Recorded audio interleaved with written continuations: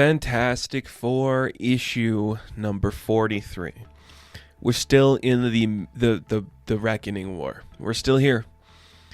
Yep, it's still going on. If you care at all, I'm impressed because... Do you? Does anybody care? Oh boy. This book is becoming a burden. And I hate to say that. I hate that we live in a post-Multiverse of Madness era where now more eyes ever are on the Fantastic Four and their current event that is going to be bringing in new readers to potentially see the power of these characters is just one of the worst and most boring and uninteresting spectacles I have seen in a long time, because it's hard. This book is incomprehensible, to say the least. I love the colors and I love the art. It's fun, but the flow is so bad, and this really just isn't interesting. That's such a problem. So, let's break down this book. We open up in Washington, D.C. Some guys, Sergeant Green, some other lady whose name I can't even remember. What is it? Something dumb.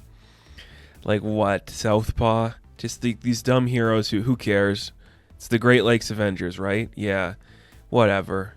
They get defeated. That's a fun reference, I guess. Thanks for putting them in here, Dan. That's cool. That's fun. Okay, they're defeated. They're done. You know, throw them in there. Characters who are attached to the Badoon from issue 25 of the Fantastic Four, where Doctor Doom was connected to this guy who had a mask, and he had like this guy controlled like the Coromant or something. Yeah. So they're here. They're in the Everglades, and I guess the plan is like the Reckoning need to get all like the Nexus points on Earth to like stop everything forever, or not even on Earth, because they get one that was controlled by the Shi'ar. There's one in the Everglades, which, okay, cool. I like a good Man-Thing reference. Then there's the Forever Gate that was made by Reed. So cool, that's fun. And in this part of the story, it's Franklin, Valeria, Joey, Nikki, and Alicia. Franklin and Valeria just like run into the gate. It closes behind them, and you just see the other kids are taking care of Alicia. And like, that's fun. That's doing good stuff. But she's like, oh no, that was the last thing that the gate could do. What'll happen to Franklin and Val? What's going to happen to them? Who knows? Or what about Ben? By the way, where is Ben? And I'm like, oh yeah, right. He's in the Barrens with Jack of Hearts and She-Hulk and Reed, who says he's going to die very soon. And this scene does nothing, because that's all they're in the book. It's pretty much just saying, yep, they're still here. Maybe they'll figure out a way to get out of this place. They don't. Who gives a shit? Let's go back to Victor Von Doom having a fight with this weird controlled guy working for the Badoon. This masked guy who his name doesn't matter. They literally call him irrelevant in the book. We kill him off. I'm spoiling the book a little bit. We kill this masked guy off without actually revealing who's under the mask, because Doom's like, who gives a shit? And if that's the point, like, why are we even doing this? Why are we wasting this much real estate? So when we're going to the Florida Everglades because the bad guys are looking for the nexus point of reality. Remember that. The nexus point of reality. There is but one panel showing us Man-Thing.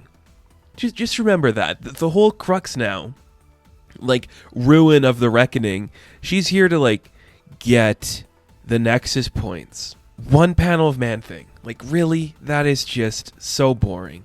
And then we get some scenes with Wrath, and he's like, look what I'm going to do. I'm going to conquer everything. He goes to the home world of the Watchers for a really boring scene. Oh, it's painful. Like I said, I did not cover Trial of the Watcher #1. Who gives a shit? I like Dan Slott. I do. I defend him. He's having a great week. That She-Hulk trailer looks so much like his run that it's awesome. So, yeah, who cares? Like, I don't feel bad for him for writing something this stupid. And I said it since last issue, and I'm going to say it again. He says he's been teasing this book for 20 years. No, you're not. There is nothing about this book that depicts 20 years of forethought, except for the fact that you referenced this Reckoning War. I bet you had the idea to do something with the Watchers. This is it.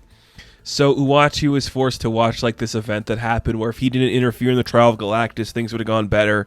But what actually happened is he helped out and did everything right. So this chair they had him locked in, it's actually kind of useless because he's like, oh, I was right. They would destroy themselves in the end. And he's there with Nick Fury. Nick Fury's like, oh, I saved you. Come on, let's get out of here. They're attacked by another Watcher boy. And before they get hurt and Uatu and Nick Fury die, Sue shows up because where has she been the past couple issues? Here, she's been with Nick the whole time. Okay, sure. I'll buy that. I'll bite, man. If you want to do that, sure. Who cares? Then, yeah. Then the Watchers just fight the Reckoning. And you're just like, who cares about any of these people? Are they interesting enough to care about? Vaguely. You're like, okay, the Watchers are dying. Is that sad? Not really, because we only know Uatu, and these Reckoning villain guys, they're just nothing. They look so generic and basic. It's like we're not really learning or doing anything fun. That's fine. If you're asking yourself, where's Johnny Storm? He went to space to get everybody. And he got all the space people. The Starjammers are here. The current iteration of the Guardians are here. The who the hell are those guys? The Unparalleled are here. Thor is here for some reason. Okay, Thor is here with the Heralds of Galactus for whatever. Yeah. Okay. They're in one panel. Ego is here too. I forgot to say. Ego is here.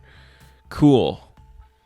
Why is any of this happening? So you're teasing all of these spacefaring characters are setting out for a big fight. We better see that, because pretty much the rest of this book is given to Doctor Doom fighting this random guy. Like, who cares? Like, it really doesn't matter. So he gets the helmet of the helmsman, and whoever wears the mask controls the Cormorant. That's the name, Cormorant. So Doom kills the guy before actually revealing what it is. He tricks him. He uses magic and he uses whatever. He kills the guy. It's irrelevant. I don't think anybody underneath the helmet of the helmsman would be a satisfying reveal anyways. So make it into a joke, Dan. I don't give a shit. Your audience doesn't give a shit. This is a cool story for Doom, but who cares? You know, it's like this isn't a good connection. What is Doom's part in the Reckoning War? Oh, like these two guys that he met before. He grants one of them his freedom and asks him to come work with him. He's like, I'm going to stop the Reckoning War on my own time. Okay. That's where the book ends. And it's just... Whoo, boys, that's something. That was intense. That was really intense. And not in a good way. Yeah. I'm really just, that was tiresome. That was painful. It was exhausting to get through this and actually see like none of it mattered. Like, okay. Oh, really, really weird book. I wish I enjoyed it more. I really want a Fantastic Four book that feels cool and smart and not this. And I've liked parts of Dan's run before. I really liked the Bride of Doom storyline. I thought that was brilliant and fun. This is frustrating. This is just an event that's not an event, that is not relevant to anything, will probably never be called back again, and you are killing characters and doing stuff with people only you care about, Dan. Not that that's a bad thing. The audience will come. But, yeah, it's leaving a bad taste in my mouth, and that's the biggest problem with this. Oh, we better get some big spectacle, because if we don't, this is all leading nowhere fast. And I feel like it's ending soon. Oh boy. So, Fantastic Four issue number 43. I am going to give, get this, a 4 out of 10. Now, thank you guys for watching this review. Be sure to like and subscribe to the channel. As always, you can check me out on Instagram, TikTok, and Twitter. And as always, I will catch you in the next one. Have fun. Stay safe. Good luck.